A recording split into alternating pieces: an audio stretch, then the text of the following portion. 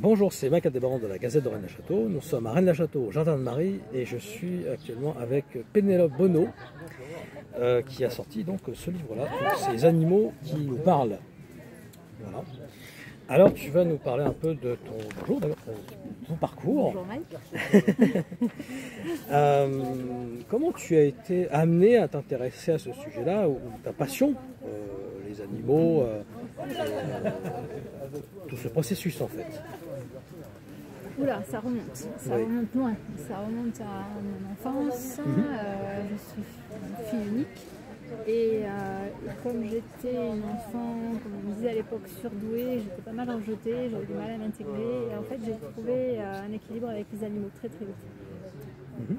Donc j'en ai eu beaucoup, j'ai commencé à élever des hamsters, j'avais peut-être 8 ou 9 ans, j'avais tout mon élevage de hamsters dans la chambre, j'avais des oiseaux, j'avais une chienne. Voilà, donc j'ai toujours vécu entourée d'animaux en fait. D'accord. Et actuellement donc, tu es éleveuse de Golden Retrievers. Ouais. Parle-nous de cette passion pour les Golden. Ouais. Parce qu'il y a les pommes, il y a les pommes bleues, mais là ce sont les Golden, c'est autre chose. Ouais, c'est pas les mêmes. Les Golden, je les ai découverts pendant un voyage, j'allais beaucoup en Angleterre et pendant un voyage là-bas. Et j'ai vu un concours de travail, de chasse et des chiens de chasse. Et donc du coup je m'étais dit, j'avais 12 ans, et je m'étais dit, je sais pas, je m'étais dit j'aurais un chien comme ça un jour, et à l'époque, et d'ailleurs en Angleterre surtout, il n'y avait que des foncés, des dorés, et je m'étais dit j'aurais un mâle blanc. Et ce mâle blanc, et c'est marrant que tu parles de ça parce que c'est vrai que ça va amener la transition sur la communication animale. Ce mâle blanc en fait, je l'ai eu, j'avais 24 ans. À l'époque, il y avait très peu de golden en France. C'était quand je me baladais avec mes golden dans les rues, on me disait c'est des labradors à poils longs, des croisés labradors en fait. On ne connaissait pas du tout. Et c'est vrai que je ne savais pas que ça existait, des golden blancs. Mais je l'avais vu blanc à 12 ans et je savais que j'aurais un mâle. Mon premier golden, ça a été une femelle à 20 ans. Elle était foncée, mais j'ai pas lâché et j'ai eu mon mâle à 24 ans qui s'appelait Lanson. Et donc Lanson, j'en parle dans ce livre. C'est une âme en fait, on y viendra plus tard, mais c'est une âme en fait qui me suit depuis presque toujours, on va dire, et qui s'incarne auprès de moi en animal. Et c'est donc avec lui que j'ai commencé l'élevage de golden. Et c'est pour ça que mon élevage porte son nom. Et c'est avec lui que j'ai ouvert la porte de la communication animale, justement quand il est parti, quand il a quitté ce monde, à partir de... D'accord. Et tu évoques souvent la communication sophronique. Est-ce que tu peux nous expliquer ce que c'est? C'est en fait parce que j'avais créé à l'époque T'as fait des recherches quand même. Oui, un peu. Il y a avec les sophroniques, il y a les techniques sophroniques caïdéciennes. C'est caïcédien, en fait, c'est la sophrologie caïcédienne, parce que j'ai une formation de sophrologue et de la caïcédienne, donc c'est la base de la sophrologie, la caïcédienne. Et c'est vrai que je me suis inspirée de la sophro pour faire mon protocole en fait, de communication, pour apprendre à communiquer avec les animaux, et je suis partie des bases donc de sophrologie et donc de relaxation dynamique, comme on dit, en sophrologie. Ouais. Je me suis inspirée de ça pour faire mon protocole. Et tu es aussi diplômé du BIFIA. BIFIA, c'est l'Académie sophrologique caïcédienne à Toulouse. Ensuite, tu as eu plusieurs interviews, notamment en 2019 sur BTLV. Tu es passé aussi à Être humain. Oui. Voilà. Quelle a été l'expérience par rapport à ces télés et ces expériences de communication, on va dire? Disons qu'à l'époque, c'était pas du tout le même contexte qu'aujourd'hui, parce que quand mon livre est sorti, la première version en 2018, on n'était pas du tout connu. La communication animale, à l'époque, on en parlait très très peu. En fait, il y avait Anna Evans, qui est en Suisse, il y avait Laila Del Monte. Il y avait quelques personnes comme ça qui en faisaient, mais surtout ces deux-là, en fait, on parlait d'elles, mais pas tant que ça, et c'était absolument pas démocratisé. Et moi, quand je disais que je faisais de la communication animale, on me regardait bizarrement, en fait. J'ai commencé il y a une quinzaine d'années, et à l'époque, on me disait c'est la folle qui parle aux animaux. Et la folle qui parle aux animaux, elle était doublement folle, étant donné qu'elle parlait aux animaux décédés. Donc, je rajoutais une complication, tu vois. En tant que médium, je m'étais tournée vers les animaux. J'étais les premières, une des rares en France à faire ça avec les animaux. Voilà. Oui, parce qu'avant, il y avait personne, on va dire. Non, avant, oui, alors après, il y a eu, c'est vrai que j'ai eu pas mal de Peut-être au visions. siècle passé, au début du siècle, peut-être, ou la fin du 19e. Non, parce que figure-toi que l'Église n'accordait pas le fait n'accordait pas d'âme aux animaux. D'âme, ouais, c'est ça. Eh oui, c'était comme avant, les Grecs n'accordaient pas d'âme aux femmes, là, on n'accordait pas non plus d'âme aux animaux. C'est ça le truc, le problème. C'est que c'est des croyances, si tu veux. Et là aussi, on peut parler d'une chose importante que je soulève dans le livre, c'est le royaume. Pardon. Comment on dit déjà? C'est l'âme. Non. Tu vois, j'ai du mal avec ce terme parce que pour moi, il est tellement pas logique. Hein. Chaque fois que je le cherche, hein, c'est le royaume animal. Non. Allez, aide-moi s'il te plaît. Par rapport à Steiner. Parce qu'il y en a qui parlent encore d'âme groupe aussi pour les animaux. Oui, non, avec Steiner aussi. Oui, en fait, on dissocie les animaux des êtres humains. On les met dans un plan supérieur, alors que moi, dans mon livre, en fait, j'ai passé 400 pages, j'ai essayé d'expliquer qu'en fait, on est dans le règne animal. Voilà, le règne animal, merci, voilà. Donc, qu'on fait partie du règne animal. Parce qu'aujourd'hui, on en est encore à penser, même si les consciences se sont ouvertes depuis 2018 et très vite d'ailleurs avec... oui, donc ça a été très rapide. C'est vrai qu'il y a beaucoup de gens maintenant qui font de la communication animale, mais je me rends compte que ces gens-là, même quand ils se sont ouverts à ça, sont encore dans cette croyance de règne animal. Ils nous disent aussi, nous, êtres humains, des animaux. Mais quand on regarde, mais vraiment, mais même d'une façon scientifique, je veux dire, on n'a rien inventé, ça a été prouvé quand même. Il y a eu des tests génétiques qui ont été faits, on descend du chimpanzé. Donc oui, et tu sais d'ailleurs, il y a une anecdote très marrante que j'aime bien soulever au niveau du chimpanzé, c'est que la femme connaît la ménopause, d'accord? Mais tu sais quoi? Il n'y a pas d'espèce animale qui peut être ménopausée. Il y en a une seule, c'est le chimpanzé. Oui. Comme par hasard. Oui, oui. Et on descend du chimpanzé. Donc descendant du chimpanzé, on est des animaux. Comment on peut être dissocié du règne animal? On en fait partie. Nous sommes des grands singes. On fait partie de l'espèce des grands singes. Voilà. Homo sapiens, c'est un grand singe. Faut pas l'oublier. Même si on est sapiens, l'homme qui sait qui pense, on reste des singes. Donc oui, tu restes sur la théorie darwinienne. Je suis, même si elle est controversée aujourd'hui, elle est quand même prouvée scientifiquement. Celle-là. Il n'y a pas que celle-là de théorie de Darwin. Mais celle-ci, elle est quand même. Il y a le dessin intelligent. L'intelligent design. C'est autre chose. On en parle. On va s'arrêter là. Mais en termes de communication, on parle souvent des esprits, on parle de... Pourquoi les animaux? Est-ce que tu penses que tu as eu une mission particulière qui t'a été donnée pour faire la communication directe avec les animaux? Pourquoi les animaux? Est-ce que tu penses qu'il a été missionné pour ça? Non, je pense pas. Ça s'est présenté à moi en fait parce que quand j'ai perdu Lanson, il y a une personne qui m'a dit tu verras, il ne partira pas tant qu'il ne pourra pas délivrer de messages. Et à l'époque, moi j'étais complètement fermée à ça. Je disais non, mais n'importe quoi, un animal ça ne parle pas. Moi je communique avec des personnes décédées. Tu vois, j'étais encore dans cette croyance-là.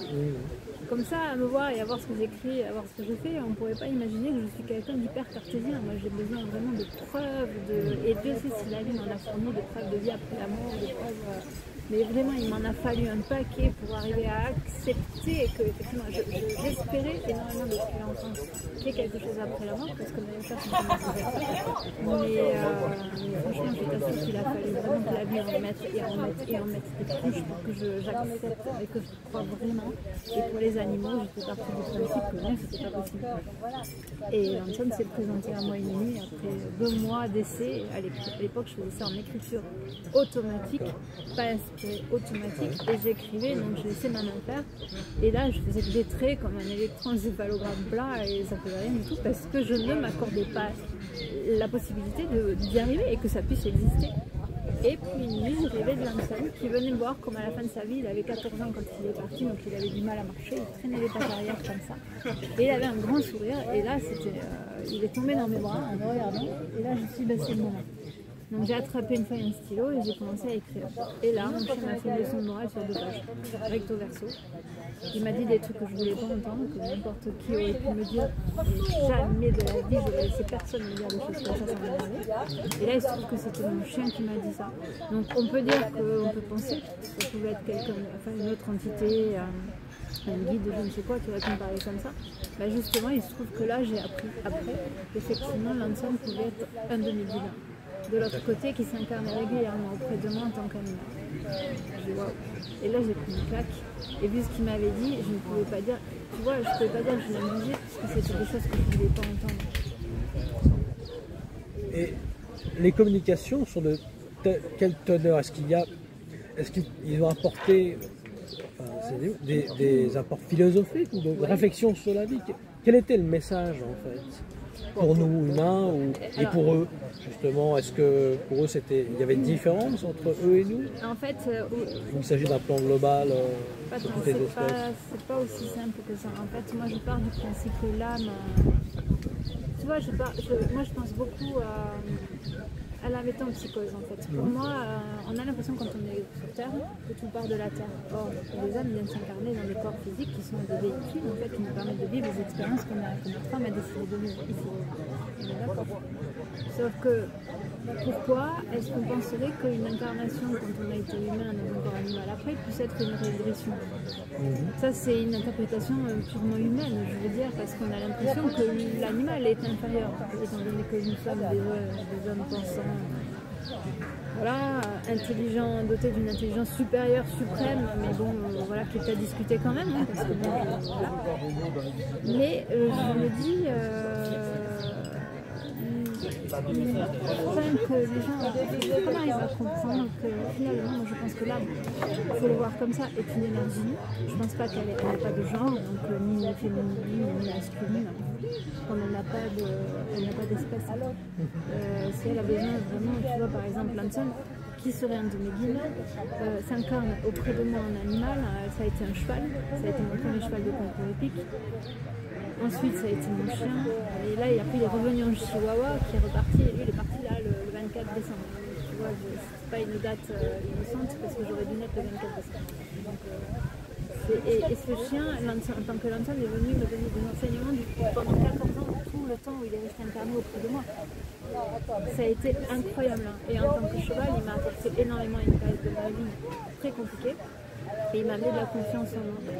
Et il se trouve qu'effectivement, j'en arrive à ta question, qu'il y a des âmes qui peuvent s'incarner dans des animaux, qui peuvent être des âmes avec une évolution très avancée. Voire même des âmes qui ne sont pas d'ici et qui viennent, on peut appeler ça des êtres de compassion, d'autres d'ailleurs, tu vois, et qui sont sortis, qui ne sont même pas entrés dans le cycle des incarnations, qui viennent pour un moment précis, pour une chose précise, accomplir quelque chose avec nous. Moi j'ai eu parfois en communication, tu vois, alors souvent c'est bizarre, ce sont souvent des animaux qui sont blancs. D'accord. Quand ils sont très élevés. Okay. J'ai remarqué ça. Et donc souvent ils tissent avec moi un lien qui est très fort. Au niveau de tous les animaux, ça peut être des chiens, des chats, n'importe. Ouais, ça peut être un lien qui est très fusionnel. Et il se trouve que ça peut arriver qu'il y ait un accident, un départ soudain, quelque chose qui va nous choquer et rapidement. C'est-à-dire que l'animal part jeune. Et ce lien fort crée un choc émotionnel très violent chez la personne qui peut l'amener à changer beaucoup de choses en elle en fait. C'est un choc émotionnel, comme ils expliquent, et qui n'est pas là. Eux ne se sont pas sacrifiés, ils ne voient pas du tout ça comme un sacrifice. Ils viennent ouvrir des portes en fait. Et combien de fois j'ai eu des personnes qui m'ont contacté en me disant mais jamais de la vie je n'avais pas pensé contacter un médium un jour mais là la douleur est trop forte. Je ne peux pas imaginer qu'il n'y ait rien après la mort. Et qui derrière ont même des fois changé carrément de vie. Tu vois, j'ai des personnes qui me contactent, je ne les connais pas, je ne les vois pas. Ils me disent voilà, j'ai perdu mon chien, mon chat. Je les ai au téléphone, vite fait, et je leur dis voilà, vous m'envoyez la photo, vous m'envoyez les questions que vous avez à lui poser, comment il est mort, et puis voilà, et après je verrai ce qui vient. Quoi. Et je m'aperçois que c'est souvent, bien souvent, on va aller, alors est-ce que c'est parce qu'ils savent que je suis thérapeute aussi, ils vont nous parler de blessures profondes que la personne a vécues dans son enfance. Et il se trouve que souvent, très souvent, la façon dont ils sont partis vient raviver ces blessures-là. Pour montrer à la personne, tu vois, ça va pas, il y a un problème. Et ça t'empêche d'avancer. Et tant que tu n'auras pas réglé ça, tu ne pourras pas faire mal. Et c'est pour ça que tu vas si mal aujourd'hui, parce que j'ai réveillé cette souffrance-là. que tu ne vois pas ou que tu ne veux pas voir. Et ça, c'est arrivé. Le fait qu'il y ait les chiens, les chats ou des loups individuels, ou une âme individuelle, est-ce que c'est différent justement du moi groupe, des abeilles, ou tu vois, de ce côté... De l'âme groupe. De l'âme groupe, oui. Je pense par exemple à l'histoire d'un apiculteur qui est décédé, et les abeilles en fait sont toutes venues ensemble sur sa tombe, comme pour lui rendre un dernier hommage. Il semblerait qu'il y ait des choses de genre, en tout cas l'âme groupe, quelle est la différence pour toi entre l'âme groupe des oiseaux et la différence entre le côté individuel et l'âme groupe? Je pense que ça fait partie aussi de l'évolution de l'âme quelque part. Je pense que l'âme, à un certain moment de l'évolution, passe par ce stade-là, peut-être effectivement. Je n'ai pas les réponses à toutes les questions. Et ce sont des déductions que je me suis faites, je ne tiens pas la vérité non plus. Et je pense qu'effectivement, quand il s'agit des insectes, des fourmis, effectivement, il y a une âme. Est-ce qu'elle ne sera pas sur d'autres plans? Moi je la vois sur un autre plan. Voilà, que les chiens, les chats, c'est différent. Mais tu sais, on le dit, la pyramide, plus on évolue, et moins on a d'incarnation en même temps.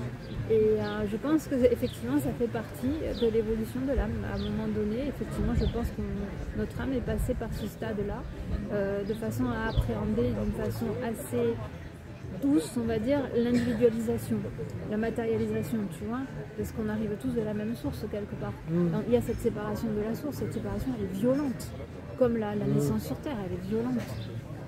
La séparation avec la mer, tu arrives dans un monde matériel, tu étais dans un monde où tu étais bien, tu étais au chaud, tu étais nourri, logé, et là, tu te retrouves dans un monde où, bon, voilà.